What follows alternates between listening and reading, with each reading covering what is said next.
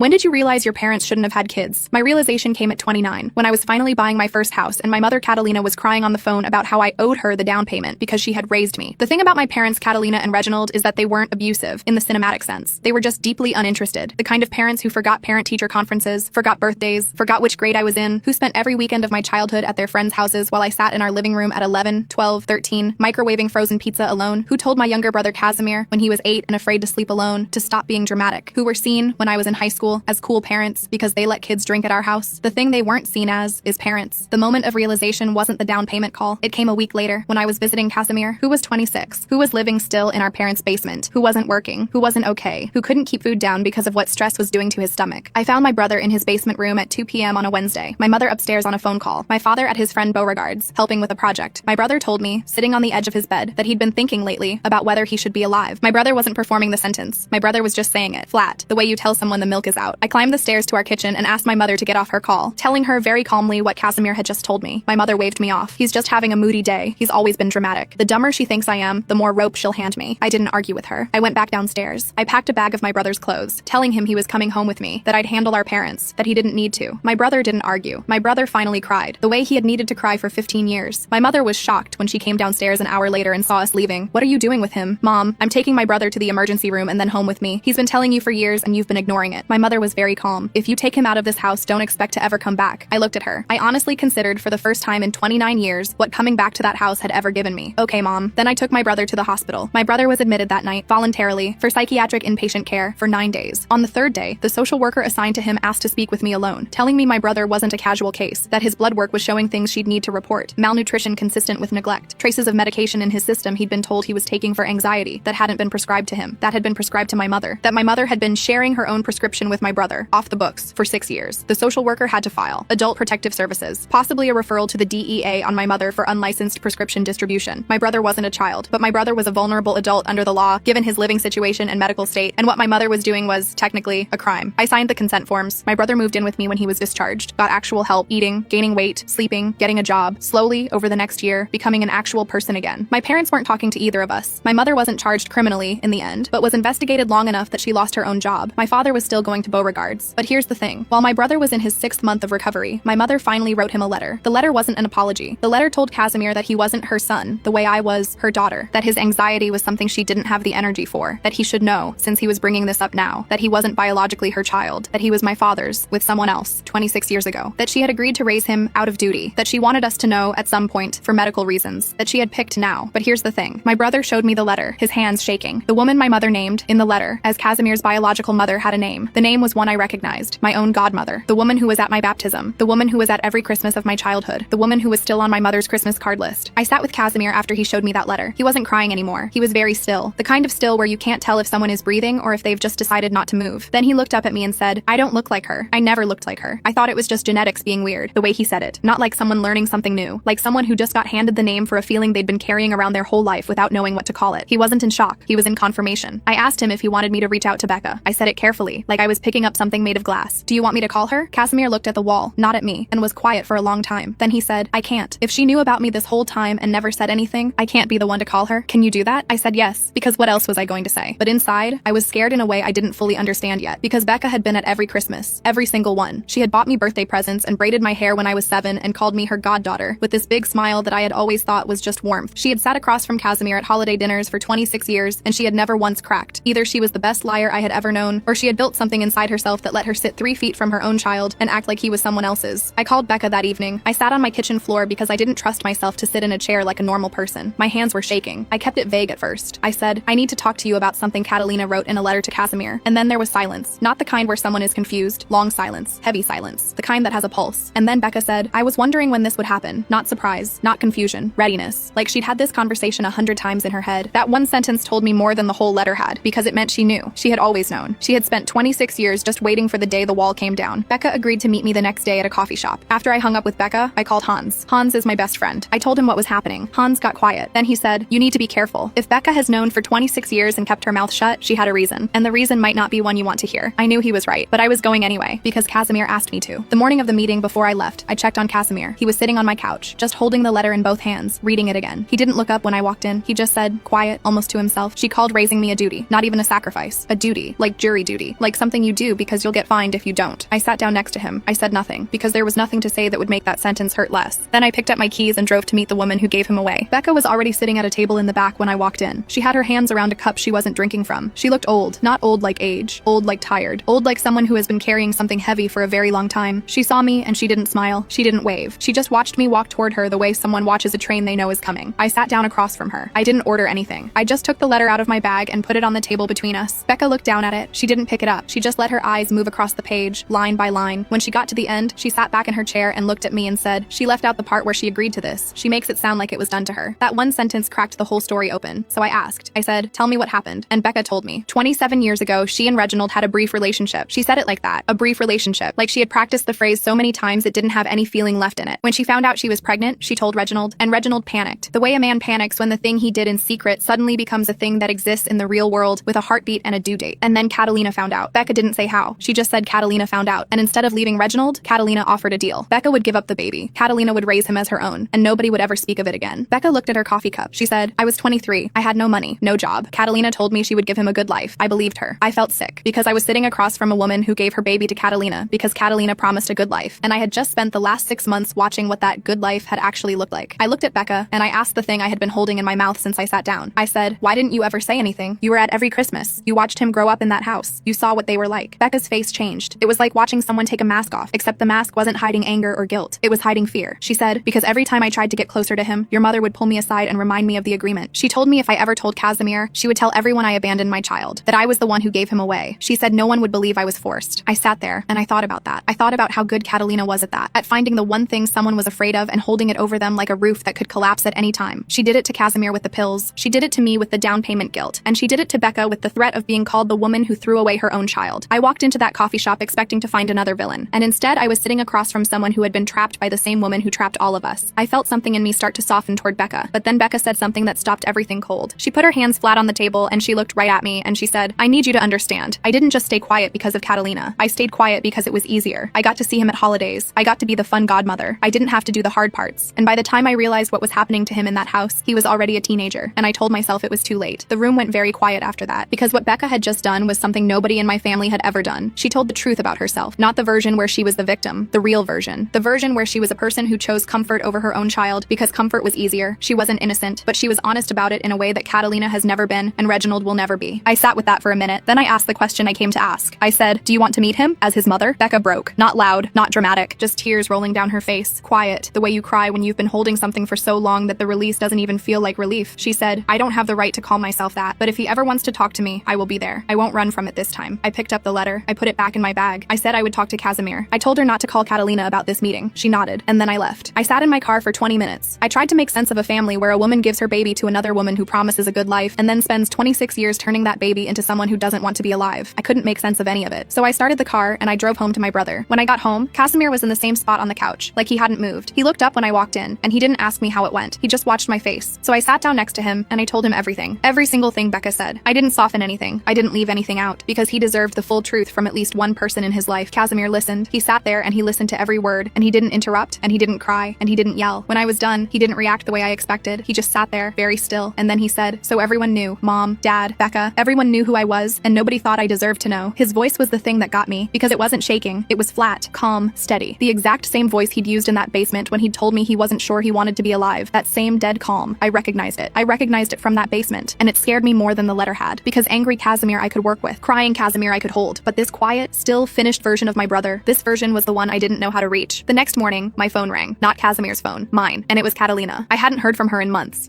I picked up because I wanted to hear what she had to say. She said, "I know you went to see Becca. Becca called me crying, saying you ambushed her. I need you to stop stirring things up. This family has been through enough." And there it was, right on schedule, the rewrite, because that's what Catalina does. She takes whatever happened and she runs it through her own filter until it comes out the other side looking like somebody else's fault. I said, "You sent a letter to your son telling him he's not your son. You don't get to tell me I'm the one causing problems." And Catalina's voice went cold, the kind of cold that doesn't need to yell because it knows exactly where to cut. She said, "He is not my son. That's the point. I raised someone else's child for 26 years and no one ever thanked me for it. Not him, not your father, not Becca, and certainly not you." And I hung up. That afternoon, my phone rang again, and this time it was Reginald, my father. I stared at his name for a good 5 seconds before I picked up. Reginald did not call people. Reginald went to Beauregard's house. He sounded uncomfortable from the first word. He said, "Your mother is upset. She says you're trying to turn Casimir against the family." I closed my eyes, because of course. Not, "How is Casimir?" Just, "Your mother is upset because because that was always his job. I said, Dad, did you know Casimir was yours and Becca's? Long silence. The kind of silence that answers the question before the person does. Then he said, that was a long time ago. Not yes, not no, not I'm sorry. I said, did you ever plan to tell him? Another silence, longer this time. Then, your mother handled that. That sentence. That tiny coward sentence. That was my father in 5 words. Your mother handled that. Your mother handled the lie. Your mother handled the pills. Your mother handled the kid in the basement. He had outsourced every hard thing to Catalina for 26 years, and Catalina had used that power to control every person in this family. I was still standing in my kitchen when I heard footsteps behind me. Casimir was in the doorway. He had heard. Enough. He walked in and said, was that him? I nodded. Casimir looked at me. His face was so still. He said, did he ask about me? I hesitated, just for a second, maybe half a second, but Casimir saw it. He read my face the way only someone who grew up being ignored can read a face. He said, right, just that, just right. And then he turned around and walked back to the couch. That evening, someone knocked on my front door. Not knocked, pounded. I looked through the peephole and saw Catalina, standing on my porch. No phone call first, just showing up. I opened it. Catalina looked past me into the apartment. Then she looked at me and said, I need that letter back. Not, can I come in? Not, how is Casimir? Just, I need that letter back. A demand. I said, why? Catalina's jaw tightened. She said, because I wrote things in it I shouldn't have. Things that could be taken out of context. That sentence told me everything. She wasn't here because she was worried about Casimir. She was here because she was afraid of evidence. That letter, combined with the APS investigation, combined with the medication records, combined with 6 years of sharing prescription pills with a man she was supposed to be raising, it all told a story. And for the first time in her life, it was a story she couldn't spin. I said, the letter belongs to Casimir. He'll decide what to do with it. Catalina's face went blank, completely blank, like someone had reached behind her eyes and turned off every light. She looked at me and she said, you are going to regret this. And then she turned around and walked back to her car and drove away. And from the couch, Casimir said, quiet, was that her? I said, yeah. And he said, she wanted the letter, didn't she? I said, yeah. And he reached into his back pocket and touched the folded edge of it, like he was making sure it was still there. 2 days passed. 2 days where Casimir sat on my couch and I went to work, and we ate dinner together and didn't say the things we were both thinking. And then I came home from work on the second day, and Casimir wasn't on the couch. He was sitting at my kitchen table. The letter was in front of him. His phone was next to it. He looked up at me when I walked in and he said, I called Becca. I put my bag down. I pulled out the chair across from him and I sat. I said, how did it go? Casimir was quiet for a second. Then he said, she cried for the first 10 minutes. Then she told me about the day I was born. She told me what she named me before she gave me up. He paused. She named me after her father. She said giving me away was the worst thing she ever did. She said she has thought about me every single day. He wasn't crying. He wasn't shaking. He was just saying it. Then he said, I don't know if I believe her, but she's the first person in this family who has said the words, I'm sorry, and meant them. I asked him if he wanted to see Becca again. He nodded slowly. He said, I told her I needed time. She said she would wait. She didn't set conditions. She didn't threaten anything. She just said she would wait. In our family, nothing was ever free. Every act of love came with a receipt. And here was Becca, saying she would wait, with no conditions, no deadline, no threat attached. Then Casimir said, I also called Dad. My whole body went tight. He said, I asked him one question. I said, did you want me? And he said, that's complicated. And I said, it's a yes or no question, Dad. And he said, your mother and I made a decision together. And I said, that's not what I asked. And then he was quiet for a long time. And then he said, I need to go. Beauregard is waiting for me. Casimir looked at me. 26 years and he still can't say it. He can't even say the word son. He just says you. I didn't have words for that. I asked him, what do you want to do now? This was the moment. Just my brother, sitting at a kitchen table with a cold cup of coffee and a letter and a phone he'd used to call every person who was supposed to love him, deciding who his family was. Casimir picked up the letter. He read one line out loud. She called it a duty. Then he folded it. Slow, careful. He put it in his back pocket. He said, I'm keeping this. Not because I want to read it again, because I never want to forget what that house was. I spent 26 years thinking something was wrong with me, but I wasn't broken. I was a kid in a house where nobody wanted to be my parent. He looked at me, right at me. He said, you drove to that house at 2 p.m. on a Wednesday and packed my bag, and you didn't ask anyone's permission. You're the only person in this family who ever chose me on purpose. I couldn't speak. Casimir said, I'm not calling them mom and dad anymore. Catalina and Reginald, that's what they are. I nodded. He said, and if Becca earns it, maybe someday, she gets to be something more than a name too, but she has to earn it. 6 months later, Casimir is still living with me. He has a job. He is seeing a therapist twice a week. He has met with Becca 3 times, coffee, a walk, and once she brought him a photo album of every Christmas she was at, and in every photo, she is standing near him. He had never noticed before. He brought the album home and we sat on the floor and looked through it together. He was on the last page when he stopped, pointed at one Christmas photo. Becca standing behind him, hand resting on his shoulder. In the background, half cropped out, a man neither of us had ever seen at a single Christmas, holding a wrapped gift, watching them both. Casimir flipped it over. Becca had written one sentence on the back. He came every year. He just never came inside.